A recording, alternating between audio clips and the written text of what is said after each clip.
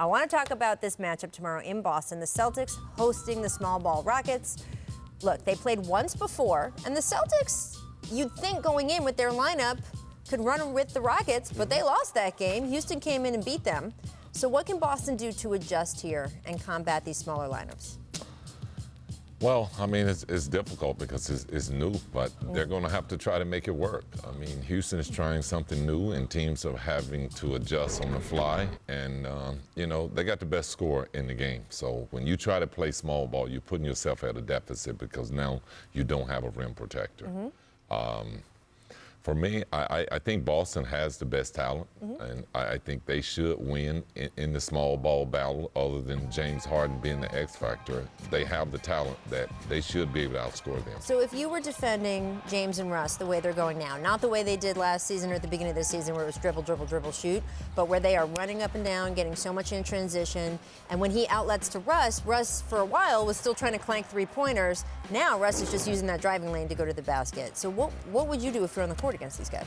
I wouldn't play into their hands. Okay. I'll keep a big out on the floor because you have to have a rim protector. And what they're trying to do is to get teams to have to match up with their lineup. And if you match up with their lineup, then they're going to be able to have an advantage because of Westbrook, because of Harden, the speed that they possess in terms of pushing the basketball, the downhill in terms of being able to score in transition. So you really can't match up the way that they want to match up. But at times, you're going to have to play small ball because your bigs are not going to be able to get there. Withstand what they can do. And I think they can match up with them small. I think Marcus Smart is an X factor in that way. But I'm with Scottie in the sense that I will play bigs even if we're losing the plus-minus battle at the time with the bigs because you just want to punish them. You want them to feel that every single time, feel it, whether it's Cantor or Tice or even a guy like Grant Williams who isn't tall but he's hefty.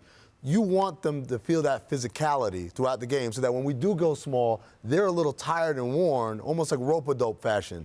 They're tired and worn. Our small guys are fresh because they haven't had to deal with the same kind of abuse on the other end because Houston doesn't have bigs. I keep saying, Scottie, we need to get a PJ Tucker prayer candle because if he needs, for this playoff to be fun for the Rockets, he needs to survive what is going to be the next 2 months of getting beat up like that. I think teams are going to try to do that. All right, before the Saturday primetime game, check out our doubleheader tonight right here on ESPN and the app. It's at 8 Eastern. This is going to be a good one. Thunder Bucks. Then the Nuggets take on Kawhi, and the Clippers. Our coverage begins with NBA Countdown at 7 o'clock Eastern. So good stuff going on tonight. Let's talk about the Thunder, because after trading Russell Westbrook and Paul George over the summer, many thought this would be a little bit of a lost season, a rebuilding year, but that has not been the case, friends. OKC currently sitting at 5th in the Western Conference. Our friend Royce Young tweeted about this yesterday. He noted that since Thanksgiving, the Thunder have had the second most wins in the league. And you could say, hey, they played a few more games than other teams, but even once you break it out by winning percentage, still only the Bucks and Lakers have been better than the Thunder. And this is not just in the last few weeks. Since Thanksgiving. This is sustainable. Right? This is who they are. Are they, Amin, better than the team that Damian Lillard waved goodbye to in the first round of the playoffs last year? Is this a better team than last year? On paper, no, right? Because you got Russ and Paul George were on that team. Paul George was playing extremely well last year. So on paper, no, but they don't play the games on paper, Rachel. They play them on hardwood. And so if you look at the record, last year on this time, the Thunder were 38-23. They're 37-22 right now, but that's counting their slow start. You look at the offense this year, way better than it was. Last year's offense was 16th in the league. This year's offense is 10th, right? And this defense, last year they were better. They were a top 5 team. This one is a 11th best team. But when you look at the way they use everybody on the roster, that it's not very star-centric. When you look at the development of this guy right here, Shai Gilgeous-Alexander, as an up-and-coming star in this league, and then the year that Chris Paul has had, I'm willing to say it. If last year's Thunder played this year's Thunder would win in a 7-game series. Really? Yeah, I would have to agree that I think this year's Thunder is better on paper, and they're better on the hardwood because they have players that are playing their role, and I think they got better leadership. I have to say that Chris Paul gets his guys to play the way that he wants them to play, and they follow the way that he plays. And that's why they're being successful on the basketball court.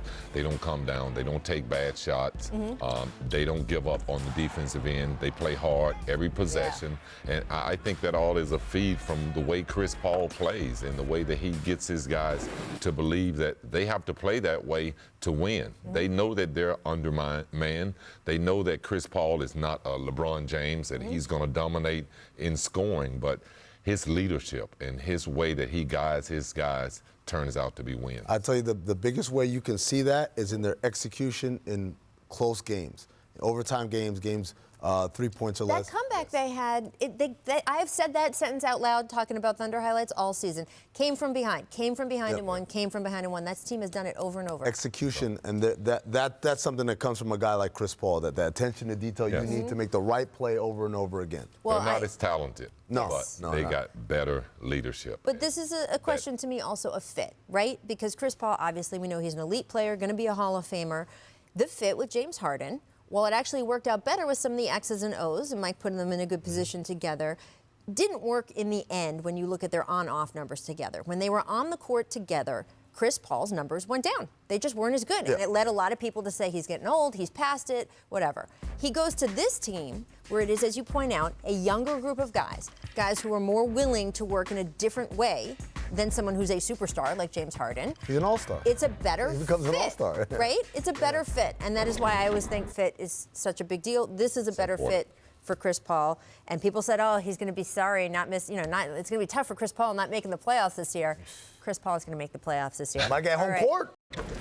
Thanks so much for watching ESPN on YouTube. For more sports analysis and highlights, download the ESPN app. And for live streaming and premium content, subscribe to ESPN+.